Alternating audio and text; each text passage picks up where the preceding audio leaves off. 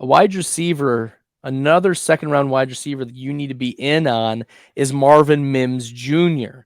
And this is a player, oh boy, look out. I have drafted a lot of Marvin Mims in best ball, so I have a double-digit share in the later rounds. But he's averaging, this is Marvin Mims, is averaging 28.6 yards per touch, 429 total yards. He has 15 total receptions and rushes and returns, all three of those. 195 receiving yards, nearly 28 yards per reception. He has 5 targets of 20 or more air yards, and he averages nearly 25 air yards per target, 7.5 yards per route. And that leads his entire team. It leads the Broncos in all of those categories. He only has 9 targets, and 5 of those are 20 or more air yards. This is a big time player. Here's the issue.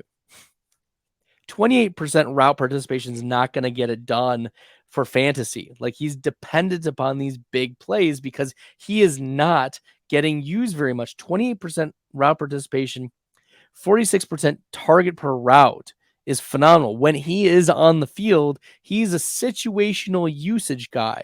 It's almost like if you pulled a third down back into the backfield, they're going to pass. If Marvin Mims is in the lineup, Marvin Mims is going to be targeted because he's really good.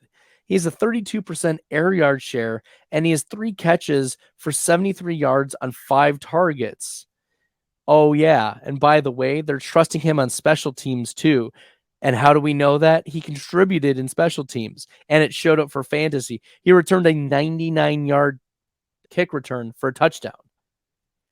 If he ever usurps Jerry Jeudy or Cortland Sutton, we're looking at a Marvin Mims massive breakout. And you would rather have this guy stashed on your bench than on someone else's bench. When we get to the fantasy playoffs, this is a player the Broncos would probably get in some shootouts. It's surprising that they weren't able to put up a few more points on the Dolphins, given the 50 point differential, the 70-20 routing.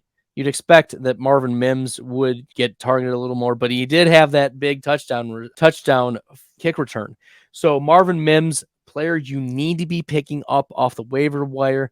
He's got more upside than Jayden Reed, but Jayden Reed is more startable right now. And I would say long-term, Marvin Mims has a higher upside than Tank Dell, who I have prioritized over Mims at this point because Dell is contributing immediately and a full-time player.